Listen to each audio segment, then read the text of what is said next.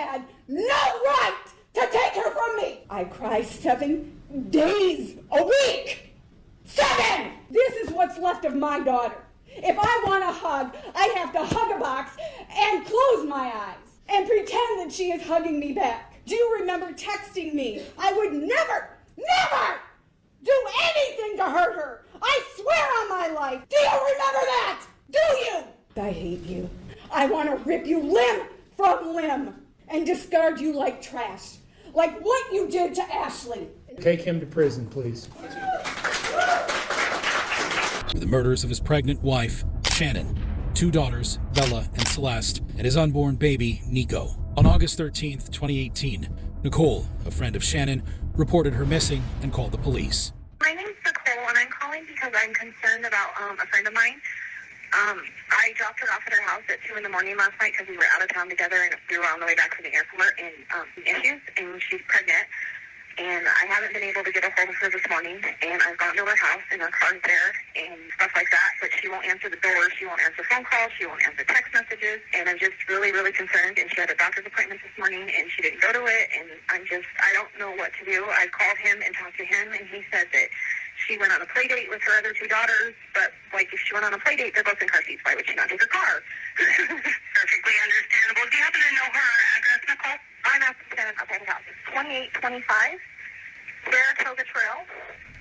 Shortly after, the police arrived. Nicole? Yes. Okay. What's going on? So, my friend, we were out of town for a business trip this weekend. Right. And I dropped her off at 2 o'clock this morning. She's 15 weeks pregnant. She wasn't feeling well. And she had a doctor's appointment this morning at 9, and I told her to let me know if she needed me to take her. She's got 2 little girls.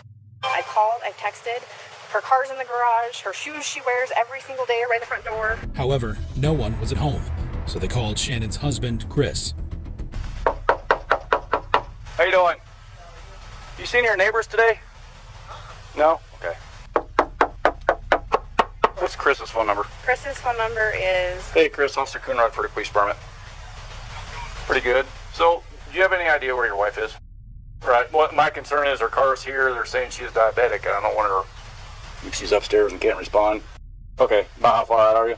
Okay. All right. You said like 5 minutes. After a few minutes, Chris arrived and let the officers in. Scott, how you doing? How's it going? So this is the only vehicle she would have? Only one that, She would drive? Now, in Shannon's house, the police began looking for clues on where she and the kids might be. all the girls' blankies are gone. Their blanket they sleep with, they don't leave anywhere without them. Good. They found Shannon's ring and belongings, but Shannon and the children were nowhere to be found. Through all these, Chris remained uninterested. What time do you leave the day? What time I leave there? No, here. Usually between 5:30 and 6. All right. And was Shannon here then? Yes. Yeah, what she was doing. Does she usually watch the kids, or you have daycare watch them? Or? She usually watches the kids if they're not at school. You guys have any kind of issues, marital issues, or? We're going through separation. You are? How's that going? It's going Civil for the most part, or? But a neighbor who had joined in on the search knew that something was wrong. No.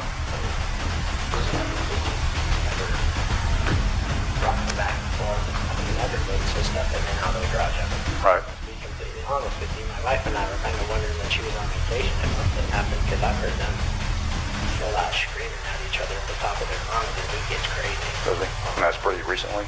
Yeah. He doesn't look worried. He looks like he's trying to cover his tracks. He's not being quiet, real subdued. He's over here telling you 3 times what he took out, what he did, what he did.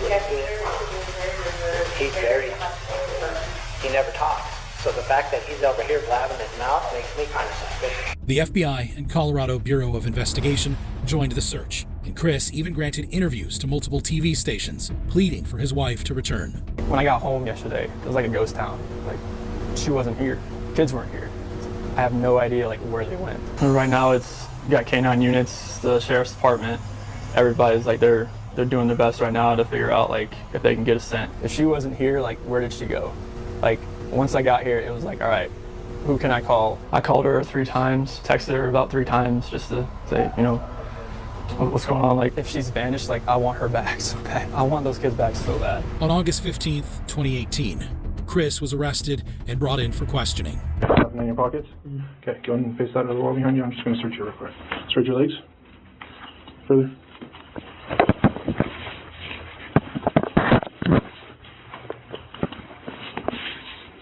Okay, turn around, face me.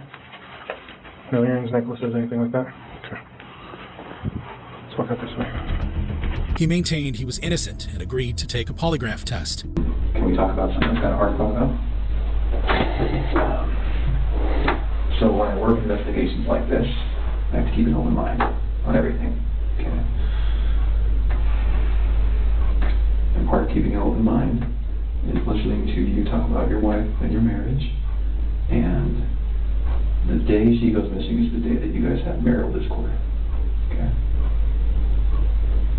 So you can understand what I'm thinking about you. Yeah. What do you think about that? Makes me sick to my stomach, honestly. Like, I know, like, I've talked to a few of my friends, like, you know, this does not look good on you. I'm like, I know. It's like, people that, if people knew that we were having marital issues, they're going to look at me, especially with the way everything looks. And it honestly just makes me sick to my stomach because this is something that I would never do. Ever. Unfortunately, he failed the polygraph test. Regarding Shanann's disappearance, do you intend to answer all of the questions truthfully? Yes. Is your first name Christopher? Yes. Before 2018, did you ever lose your temper with someone you cared about? No. Did you physically cause Shanann's disappearance? No. So, it was completely clear that you were not honest during the testing, and I think you already know that.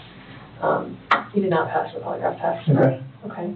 So now we need to talk about what actually happened. And I feel like you're probably ready to do that. I didn't lie to you on that polygraph, I promise. Chris, I know. Stop. It's time.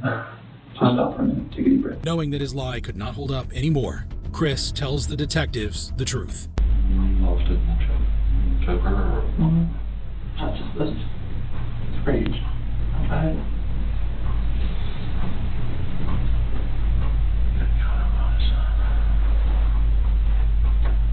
The babies are gone. And I put my hands around my wife's neck. I did that same thing. Did Shanann fight back at all when you did that? The rage that I had after seeing that, not much. Now in court, Chris sits emotionless as family members tell him how they feel about him. First was Shannon's emotional father. And Nico, loving, caring people. They love life. They love being around people who love them. They always had good times. This is the first time they went to the beach this year, and they loved it. But God only knows what happened that night. Life will never be the same without Shannon, Bella, and Celeste and Nico. Had all their lives to live. They were taken by a heartless one. This is the heartless one, the evil monster. Who dare you take the lives of my daughters Shannon, Bella, Celeste, and Nico? I trusted you to take care of them, not kill them. Then her brother. In the blink of an eye, you took away my whole world, the people that mattered to me the most. Everything in my life I loved, your children. They trusted you. They loved you. They looked up to you because you promised to keep them safe. Instead, you turned on your family. My blood is boiling as I write these last words because they are the last you will ever hear from me. I can't even think of the right words to describe the betrayal and the hate I feel. And to be honest, you aren't even worth the time and effort it takes to put my pen to this paper. And Shannon's mother. Your daughter Bella Marie sang a song proudly. I don't know if you got to see it, but it was Daddy, You're My Hero. I have no idea who gave you the right to take their lives, but I know God and his mighty angels were there at that moment to bring them home to paradise. Next, Chris's family addressed the court. We don't think that there's anything that he can say that will ever account for his behavior. There's nothing that can be done to cure the harm he has caused, and he has the responsibility to serve his sentence with dignity and with regard for everyone, and to spend every breath that he has left in an atonement for what he has done. By the time they were done, Chris was in tears. Is there any statements you would like to make on behalf of the prosecution? Yes, please. Now, it's teary Chris's turn to speak. Mr. Watts has asked us to share this morning that he is devastated by all of this. And although he understands that words are hollow at this point, he is sincerely sorry for all of this. Thank you. Thank you. we began, you have the right to make a statement if you choose to. Would you like to make a statement? Chris had only one response. No, sir. But before he could learn his sentence, the judge had a few words for him. Here, the evidence in this case are a senseless crime and the viciousness of the crime. And equally aggravating in this court's determination is the despicable act of disposing of the bodies in the manner in which they were done in this case. I've been a judicial officer now for starting my 17th year, and I could objectively say that this is perhaps the most inhumane and vicious crime that I have handled out of the thousands of cases that I have seen. Finally, it was time for Chris to learn his fate. With regard to count number 1, murder in the first degree as it relates to Shanann Watts, the court is going to sentence you, sir, to a life sentence in the Colorado Department of Corrections, followed with no possibility of parole. Chris is now serving his sentence in a maximum security prison in Wisconsin. Just when you thought you'd seen it all, another convict surpasses Chris Watts' strange courtroom display. Enter Jared Chance, who has a history of crime and is facing charges for multiple crimes, including the murder of Ashley in Michigan. On November 28, 2018, Ashley went to help her friend Jared, but somehow she disappeared. Her worried mother contacted the police, and not long after, a neighbor, Marie Nelson, called the police about a discovery. Once I come back up to the stairs, there's a tarp laying there, and it's like just a stream of blood out of it.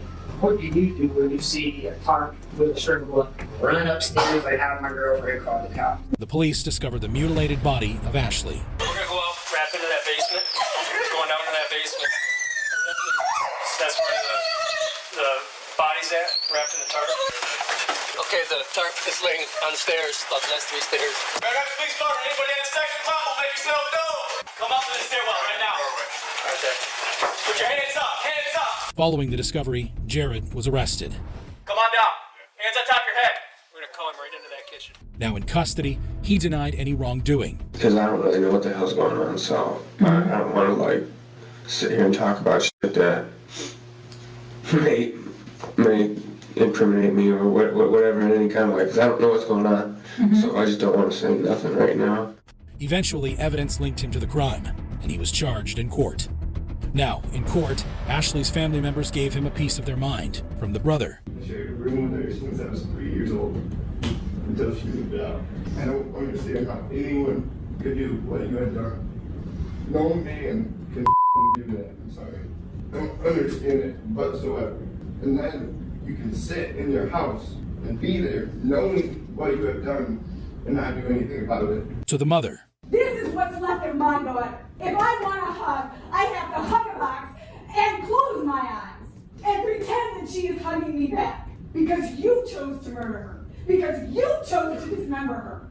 You texted me, Ashley and I are both good people. This is why we get along and like each other. Do you remember texting me that? Do you remember texting me? I would never do anything to hurt her. I swear on my life. Ashley is my ride and die. Do you remember that? Do you? Ashley was already dead and dismembered when you text that to me. You threw her out like trash, and she was your friend.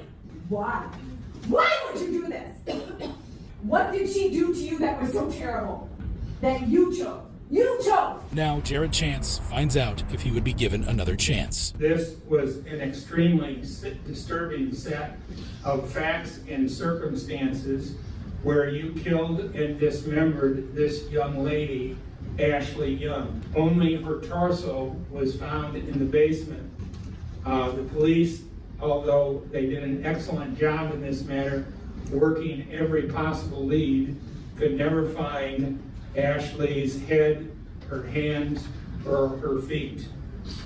You, sir, in my mind, are a very evil individual. You are clearly a monster without any conscience whatsoever, and you are someone who is a danger to society and should never be allowed free. Accordingly, it is the sentence of this court with regards to the second-degree murder that you be committed to the Michigan Department of Corrections to serve a minimum of 100 years to a maximum of 200 years. I am purposely doing this so that you will not be eligible for parole until you are at least 130 years old. This is how Ashley's family reacted to the sentence. We're going to take a break for 5 minutes to clear out, and we'll start this. Jared is now serving his sentence in prison. While Jared Chance's behavior raised eyebrows, it's nothing compared to the explosive actions of Christopher McNabb during his trial. Christopher was in court for the murder of 2-week-old Kalia in Atlanta, Georgia. In 2017, baby Kalia disappeared from the crib when her mother, Courtney, and Chris were sleeping. My 2-week-old is not in her sleeper. Her pad is on the floor. She's not in her sleeper. She's not here. I've looked everywhere. The parents were devastated when they woke up and couldn't find their daughter. The mother quickly called authorities. And I told my baby's dad to go check on Kalia.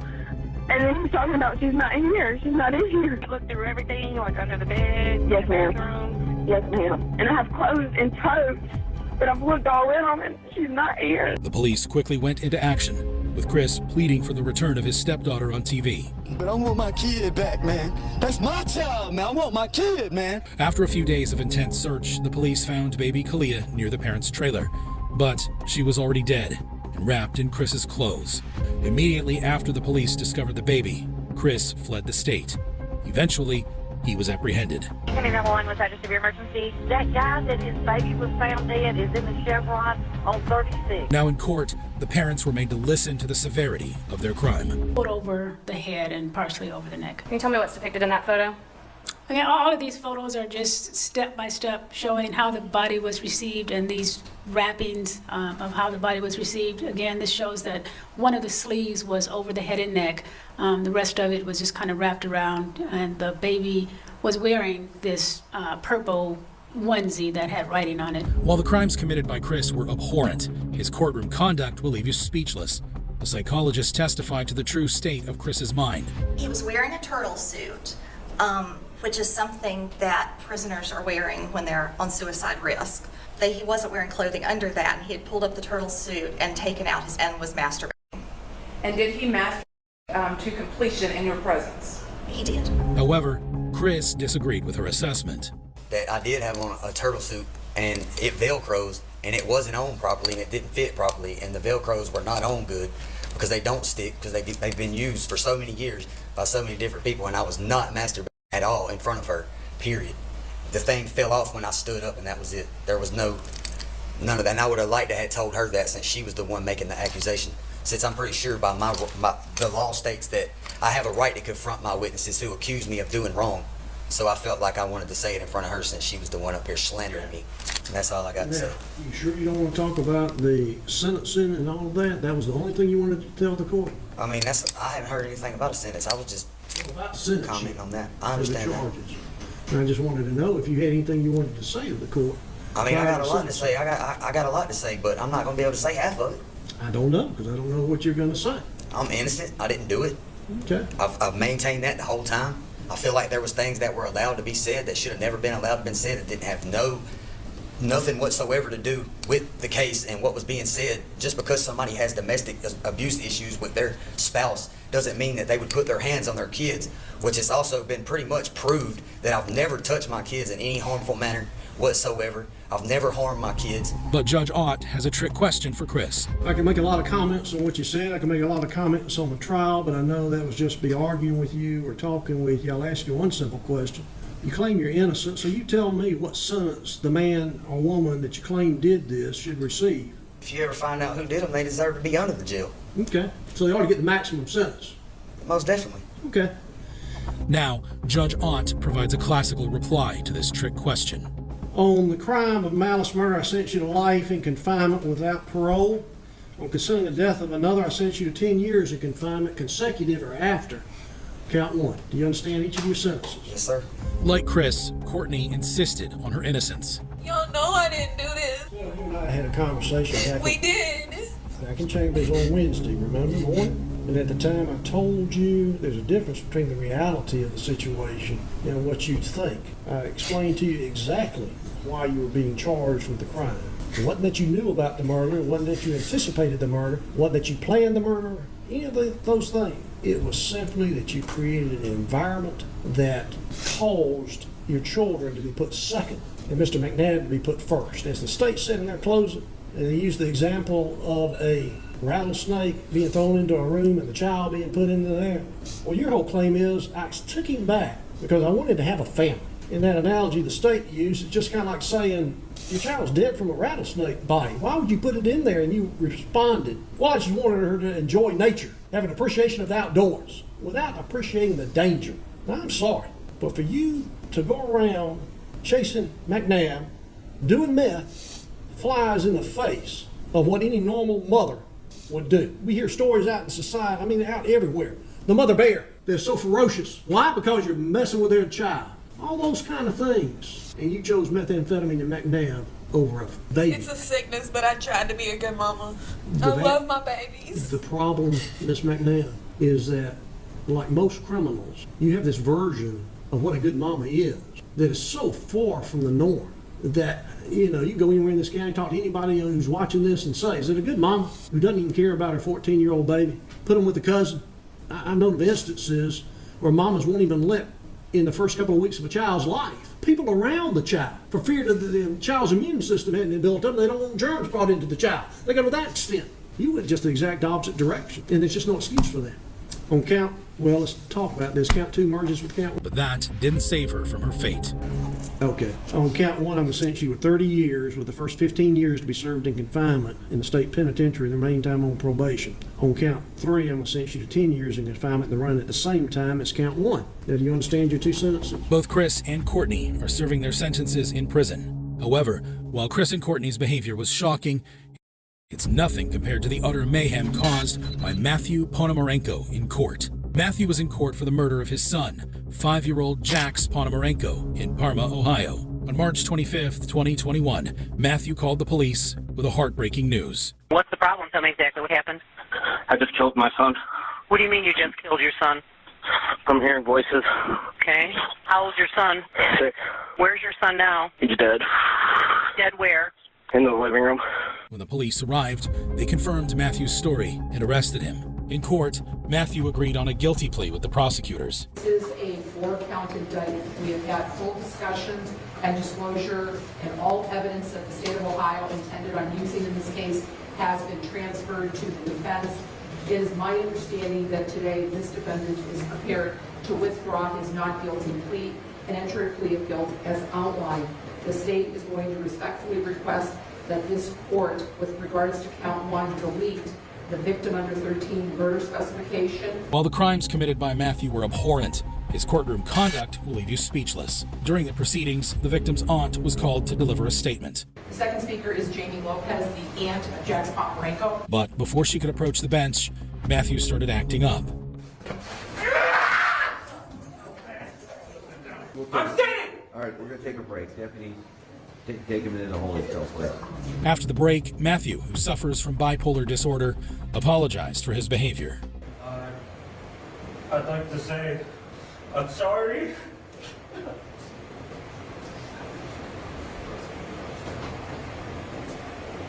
Now the aunt finally addresses the court. Autism is a journey full of joy, challenges, and a roller coaster of emotions. It has always made me sad that our boys were not able to attend school with their siblings. So having Jax and his cousin being together at their autism academy meant everything to me. They had each other. Dear Jax, I will never forget the first time that I held you after you were born, and I thank you for making me an aunt. It's time for Matthew to find out his sentence. So the court now will formally pass the sentence in count 1, life imprisonment with parole eligibility after serving 30 years, full years of imprisonment. Count 2, an indefinite prison term with a minimum prison term of 8 years. Count 3, an indefinite prison term with a minimum prison term of 7 years. Matthew is still serving his sentence in prison. However, it's not the first time a convict has lost control in court. just like what happened in the notorious case of Eric Pendland, who's facing charges of child endangerment in Ohio. On March 1st, 2017, Eric, who was supposed to babysit his 3-month-old baby, shook the baby so much that the child went deaf and blind. Now, in court, a doctor explains the injuries the boy had. He was gravely ill. He had bleeding on his brain, mainly on the left side of his brain. There was some blood between the two halves of his brain. There was likely a shaking type mechanism that caused his head to flail uncontrollably and violently back and forth, side to side. Banging of the jello inside that cup is analogous to the type of trauma that the brain experiences when it's being shaken back and forth. This type of injury in the brain, he will not fully recover from. Baby Eric Jr. was adopted by caring mothers who were in court to tell Eric the effect of his actions. He prepared us for the screaming. Hours and hours of screaming. The rest of his life, Eric will rely on others to bathe him, dress him, change his diapers, feed him, administer his pain medications. Even the prosecutor wasn't left out. I would submit to the court that this entire record is absolutely devoid of any remorse by the defendant. However, Eric insists that he's innocent of the charge. I've been falsely accused. I've been wrongfully convicted. Now he will find out his fate. Find the defendant, Eric Pendland, guilty of endangering children. Once he learned he won't be a free man, he lost his cool. Man. I didn't do anything wrong, man. Eric is still serving his sentence in prison. While some may attribute Eric's reaction to mental illness, it pales in comparison to the shocking behavior of Alex Murdaugh, who's facing 2 counts of murder and 2 counts of possession of a weapon while committing a violent crime in July 2022. On June 7th, 2021, Alex called the police after he discovered his wife, Maggie, and his son, Paul, dead near the dog kennels on their sprawling estate. 911, where's your emergency? This is Alex Murdaugh at 4147 Moselle Road. I need the police to answer immediately. My wife and child got badly. Following investigations, Alex was arrested for the murders. Now, in court, he insists he is innocent. And again, I state in this court that I'm innocent. I would never, under any circumstances, hurt my wife Maggie, and I would never, under any circumstances, hurt my son Paul. However, the evidence presented by the police officers proved that Alex was hiding the truth. I touched me both. I tried to do it as limited as possible, but I tried to take their pulse on both of them. Following the undeniable evidence, Alex gave up and admitted that he lied. On June the 7th, I wasn't thinking clearly. I don't think I was capable of reason, and I lied about being down there. And I'm so sorry that I did. Now it is time to find out the jury's verdict. Have you reached a verdict? Yes, sir, we have. Is it unanimous? Before he learns his fate, the judge has some words for him. It's also particularly troubling, Murdaugh, because as a member of the legal community, and a well-known member of the legal community, you practiced law before me, and we've seen each other on various occasions throughout the year. The decision of the state not to pursue the death penalty, and many have received the death penalty, probably for lesser conduct. What tangle, web, we weave, what do you mean by that? When I lied, I continue to lie. And the question is, when will it end? Finally, Alex learns his sentence. You can convince yourself about it, but obviously you have the inability to convince anyone else about that. I sentence you to the State Department of Corrections on each of the murder indictments in the murder of your wife, Maggie Murdaugh. I sentence you for the term of the rest of your natural life for the murder of Paul Murdaugh, whom you probably loved so much. Alex is currently serving his sentence in prison. However shocking Alex Murdaugh's reaction to his sentence was, how does it compare to the behavior of 73-year-old Philip Snyder, who's facing charges of murder in Ohio? Philip has reported that his wife of 53 years, Roberta Snyder, passed away on a trip to Graceland. However, his story was fishy, and family members asked the police to investigate. You guys okay? I'm okay, yes. My wife passed away. She choked on her phlegm. She'd been choking for about a year. Okay. And she wanted to go down one more time before she died. She thought, I think she knew she was going to die. So what happened? So where's your wife now? What happened to her? They took her to a place where they cremate people.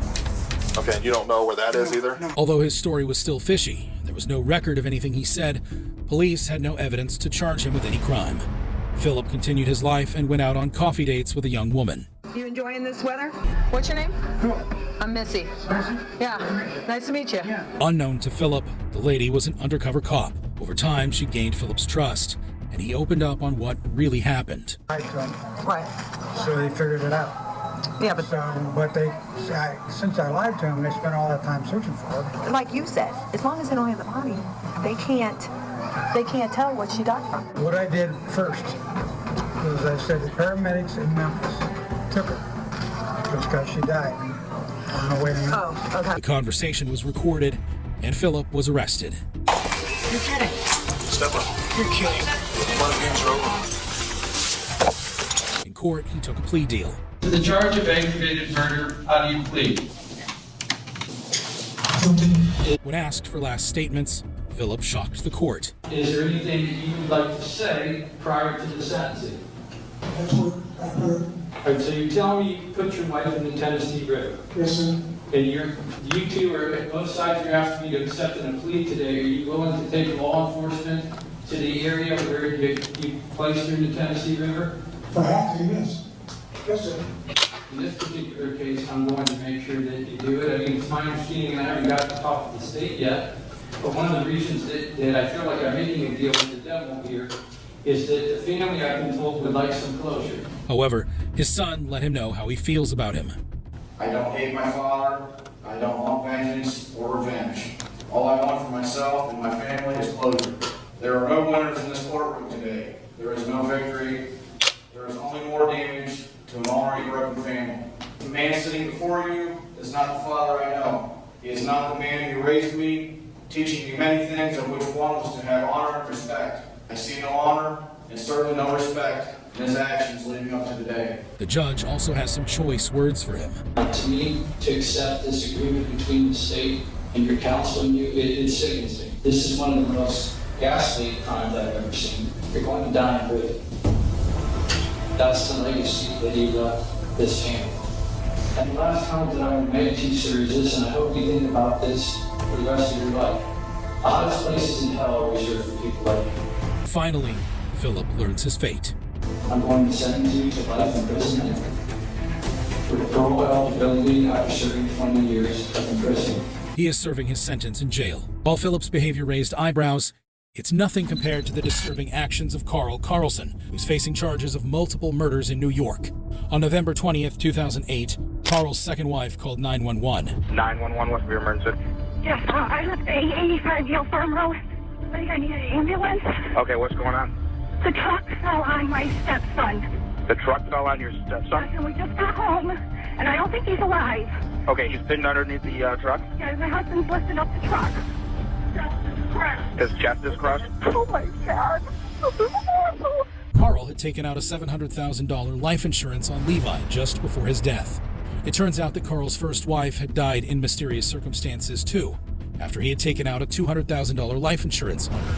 This led the police to start an investigation, and Carl was brought in for questioning. Tell us about it. The day that my son died, her night, we had a funeral to go to. Left at 11:30, 11:45, somewhere like that. It was on the other side of Sunny Lake. Son was there. He helped me. We were working on the truck. Initially, he was offended by the accusation. But I didn't do it. You know, and I know people are going to think what they want. And it's like, there's no way. That they brought you in today to finally talk to you was really over my son, Levi. But to sit here and say that I killed my son, there's no way. And I found him dead. You went out there and the truck was rolled over on him. Yeah. I never used to be this way. But since I've been on all the medicine, there's times that I drive in a car and I get lost. And I had freaking panic attacks. I opened the truck door because I had to get inside to move the linkage for the truck. And when I did, it tipped and it just fell over. However, as the interrogation went on, he started opening up. What are you going to do for me? I'm going to stand up and say this wasn't premeditated, cold-blooded murder. That it was just something that happened. It happens sometimes, Carl. That's what I'll do for you.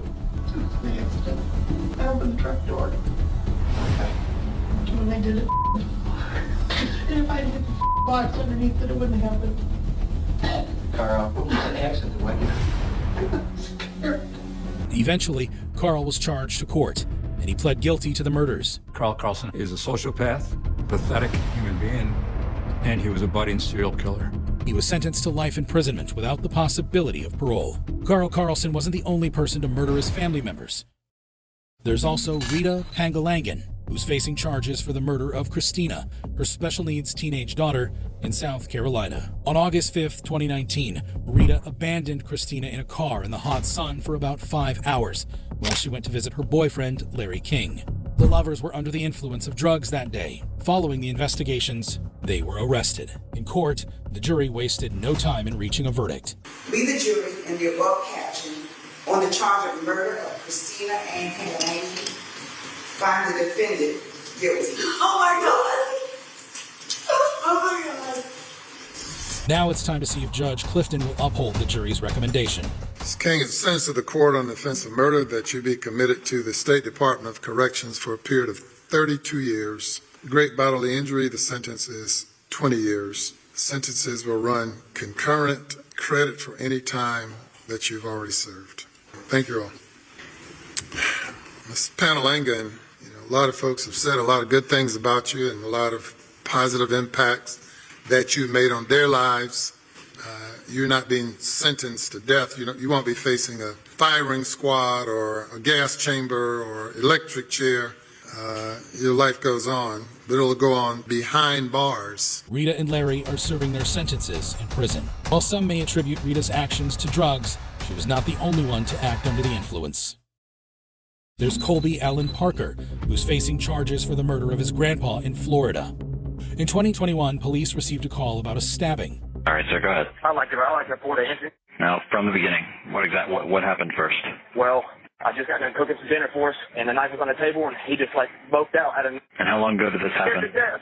I'm scared to death. How long ago did this happen? Just happened. Okay. Like 5 minutes ago, or? About 3 minutes ago. I'm so nervous right now. I just need y'all here. I need y'all here now before I lose it. When they arrived, they saw a bloodied Colby on the porch.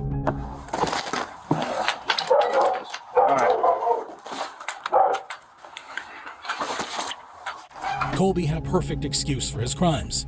And I was smoking weed. That's all I was smoking. Just had to put something in it. Made me feel weird. Sat at the table and lunged at me with a knife right there. I had to defend myself. While they were still trying to understand the situation, Colby made to run. Hey, don't do that, buddy. Don't do that. Back down. A few minutes after he sat back down, he shocked the officers by revealing what he was holding. Ronnie Jr. right here. Ronnie. Okay, what is that? Those are ears. Those are ears. Colby pretended as if he was willing to cooperate with the police, but the pretense didn't last long.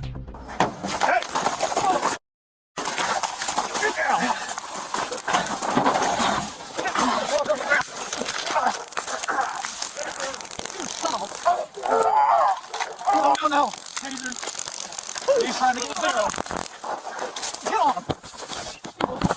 He's trying to get the gun.